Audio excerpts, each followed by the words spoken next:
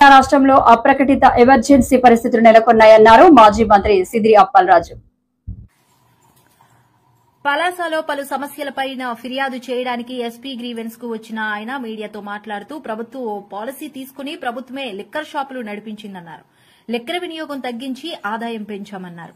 అలాంటి లిక్కర్ పాలసీలో స్కామ్ ఎక్కడ జరిగిందని ప్రశ్నించారు. ప్రస్తుతం ప్రభుత్వం లేని స్కామ్ ని ఊహల్లోనే తయారు చేసిందని మండిపడ్డారు. మాజీ ఐఏఎస్ఎల్ ను అరెస్టు చేయడం అప్రజాస్వామికమన్నారు. మాట వినని ఐఏఎస్ ఐపీఎస్ఎల్ ను అరెస్టు చేస్తామని బెదిరిస్తున్నారని ఆరోపించారు. ఆంధ్రప్రదేశ్ రాష్ట్రానికి కంపెనీలు రావాలంటే భయపడుతున్నాయన్నారు. పలాసలో మందు బాటిల్పై అదనంగా ₹10 లోకల్ ట్యాక్స్ వేస్తున్నారని ఆరోపించారు. ప్రభుత్వ వైన్ షాప్లోనే స్కామ్ ఉంటే అమరావతి నిర్మాణం డబుల్ రేట్లు పెంచి అది కూడా స్కామ్ అనే కదా అని విమర్శించారు. అప్రకటిత ఎమర్జెన్సీ పరిస్థితులు, అప్రజాస్వామికమైనటువంటి పరిపాలన గురించి రెండు విషయాలు మనం మాట్లాడుకోవాల్సినటువంటి సందర్భం ఉంది. గత 2 వారాలుగా చూస్తే లిక్కర్ స్కామ్ అని ఏ ఎల్లో మీడియా వార్తాపత్రిక కానీ న్యూస్ ఛానల్ కానీ చూస్తే హోరెత్తించేస్తూ ఉన్నారు. నాకు అర్థం కాని విషయం, వేర్ ఈజ్ ద స్కామ్? గవర్నమెంటే లిక్కర్ షాప్స్ రన్ చేసినప్పుడు, గవర్నమెంట్ ఒక పాలసీ తీసుకొని గవర్నమెంట్ ఆధ్వర్యంలోనే షాప్స్ రన్ చేసినప్పుడు, అంతకు ముందులా కాకుండా ఏ 4-5కో ఓ 4-5 డిస్టిలరీస్కి ఎంటైర్ బిజినెస్ పరిమితం చేయకుండా మోర్ నెంబర్ ఆఫ్ డిస్టిలరీస్కి, ఎలిజిబిలిటీ ఉన్న డిస్టిలరీస్కి ఆర్డర్స్ ఇచ్చి ప్రభుత్వ ఆదాయాన్ని పెంచి ప్రజల్లో వినియోగం తగ్గించినటువంటి ఆ సందర్భంలో ఎక్కడ ప్రజలకు సంబంధించాల్సినటువంటి ఆస్తులకో లేకపోతే నిధులకో నష్టం జరగలేదు. ప్రభుత్వానికి రావాల్సినటువంటి ఆదాయానికి కానీ ప్రభుత్వానికి రావాల్సినటువంటి నిధులకు కానీ నష్టం జరిగినటువంటి సందర్భంలో ఒక లేని స్కామ్ని ఊహల్లోనే తయారు చేసి మాజీ ఐఏఎస్లను అరెస్ట్ చేయటం,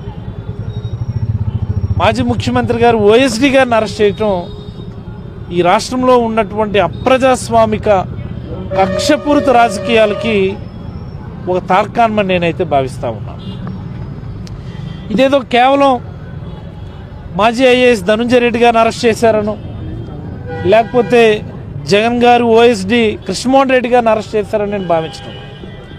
నిన్న చూస్తే మాజీ ఎంపీ నందిగం సురేష్ని అరెస్ట్ చేయటం, అనేక మంది నాయకులను అక్రమ కేసులు పెట్టి బనాయించడం, ఇవి అక్కడితో ఆగలా.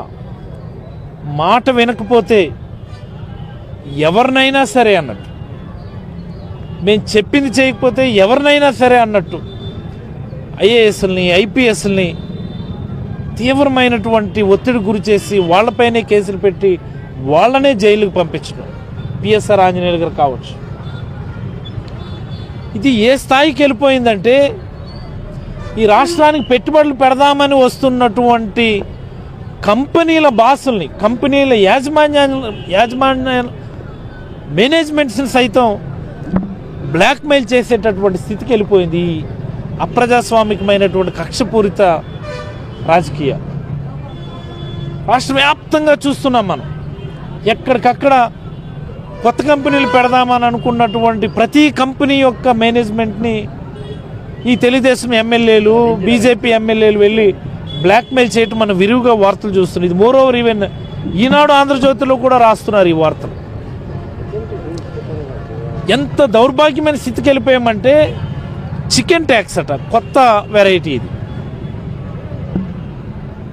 చికెన్ ట్యాక్స్, కేజీ చికెన్ పైన ₹20, ₹10 పోయి ఇప్పుడు ₹20 రేటు పెంచారు.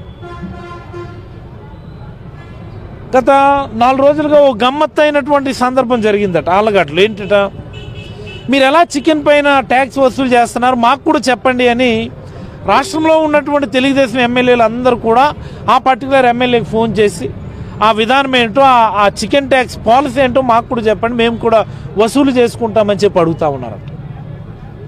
మా దగ్గర ఏమో లోకల్ జిఎస్టీ, మందు బాటిల్ పైన అదనంగా 10 రూపాయలు, కంపెనీ వాళ్ళని బెదిరించడం.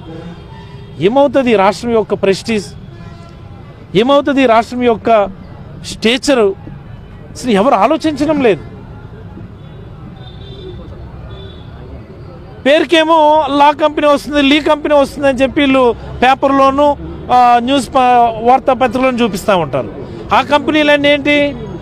జగన్మోహన్ రెడ్డి గారి కష్టంతో, జగన్మోహన్ రెడ్డి గారి నమ్మకం, జగన్మోహన్ రెడ్డి గారి మీద నమ్మకంతో ఆయన హయాంలో వచ్చినటువంటి కంపెనీలు, ఆయన హయాంలో ఎంఓయూలు చేసుకొని, ఆయన హయాంలోనే ల్యాండ్ అలాట్మెంట్స్ చేసుకొని, ఆయన హయాంలోనే గ్రౌండ్ అయినటువంటి ఫ్యాక్టరీలు లేకపోతే ఇండస్ట్రీస్ని వీళ్ళు ఇప్పుడు ప్రారంభించడం. ఇదిగో మేమే ఈ కంపెనీ తెచ్చాము, మేమే ఇది తీసుకొచ్చామని చెప్పి గొప్పలు చెప్పుకోవటం. Is it the governance? ఒక్కటంటే ఒక్క కంపెనీ. నిన్న మొన్న ఏదో చాలా గొప్పగా మీరు అనంతపురంలో ఫౌండేషన్ వేసినటువంటి రెన్యూ కంపెనీగా, అంతకుముందు నెల రోజుల ముందు గ్రీన్ హైడ్రోజన్ అని చెప్పి వైజాగ్లో చేసినటువంటి ఎనీథింగ్ యూ టేక్,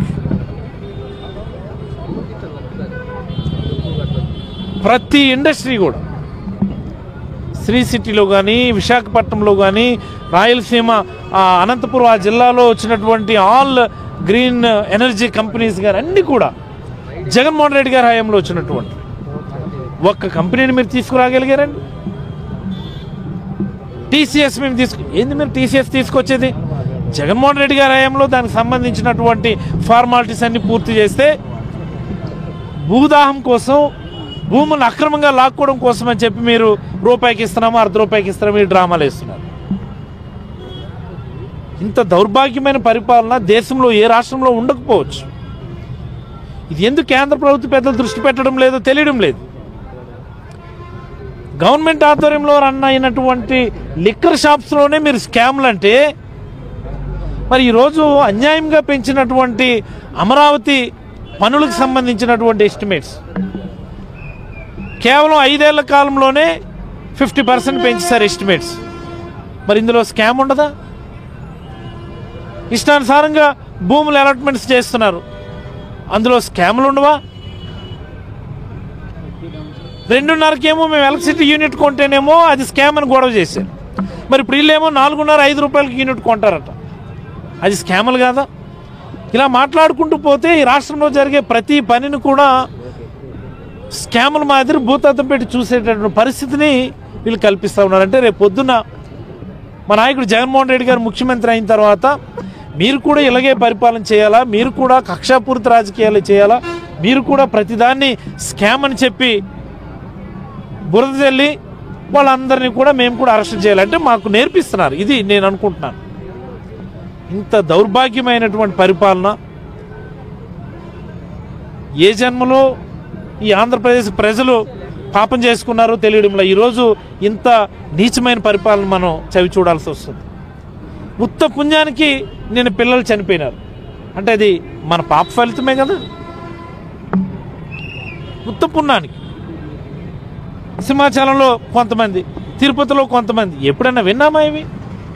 అంటే ఆయన చేసినటువంటి పాపాలకి ఈరోజు ప్రజలు పరిహారం అనుభవించే పరిస్థితి వచ్చిందని నేనైతే భావిస్తా ఉన్నా. ప్రభుత్వం తీరు మారాలని, పాలకులు తీరు మారాలని, కేంద్ర ప్రభుత్వం దీనిపైన దృష్టి పెట్టి ఈ రకమైనటువంటి అక్రమ కేసులు పెడుతున్నటువంటి ఇప్పుడున్నటువంటి పోలీసు పెద్దలపైన విచారణ జరిపించాలని నేనైతే డిమాండ్ చేస్తూ, మరి ఈరోజు ఎస్పీ గారి గ్రీవెన్స్కి వచ్చాం మేము. ఇదో చాలా ప్రత్యేకమైనటువంటి కేసు. ఇది ఒక వ్యక్తిగతమైనటువంటి గొడవని రాజకీయం చేసి దళితులను జైల్లో పెట్టినటువంటి సందర్భంగా ఈరోజు ఎస్పీ గారి దగ్గర రావడం జరిగింది. మీరందరూ చూసారు, ఒక 4-5 రోజుల క్రితం 5 రోజుల క్రితం మా కాశీబుగ్గలో అంబుసోలు అన్నటువంటి గ్రామంలో ఒక చిన్న గొడవ జరిగింది. అది పూర్తిగా బంధువుల మధ్య జరిగినటువంటి ఒక వ్యక్తిగతమైనటువంటి గొడవ. రాజకీయాలకి ఆస్కారం లేనటువంటి ఆ గొడవలోకి తెలుగుదేశం పార్టీ నాయకులు దూరిపోయి అక్రమంగా కేసులు పెట్టి సీన్ ఆఫ్ అఫెన్స్, గొడవ జరిగినటువంటి సందర్భంలో లేని వ్యక్తిని కూడా ఆయన మా నియోజకవర్గం ఎస్సీ సెల్ అధ్యక్షుడు, ఆయన వాయిలపల్లి లక్ష్మణ్ అని, ఆయన్ని కూడా సీన్ ఆఫ్ అఫెన్స్లోనే లేడు, కనీసం అక్రమంగా జైల్లో పెట్టడం జరిగింది. మరి అలాగే వాళ్ళ వైఫ్ వాళ్ళ పిల్లలు పోలీస్ స్టేషన్కి వెళ్తే వాళ్ళని కులం పేరు పెట్టి పోలీస్ స్టేషన్లోనే పోలీసులే దూషించడం, ఇంతకంటే పరాకాష్ట మరొకటి ఉండదు. పోలీసులే దూషించడం, కులం పేరు పెట్టి దూషించడం. మరి ఈ సందర్భంలో ఎస్పీ గారికి గ్రీవెన్స్ ఇచ్చి దానిపైన విచారణ జరిపి చర్యలు తీసుకోవడమని కోరడం జరిగింది. నిజంగా దీనిపైన కానీ ఎస్పీ గారు సరైనటువంటి చర్యలు తీసుకోకపోతే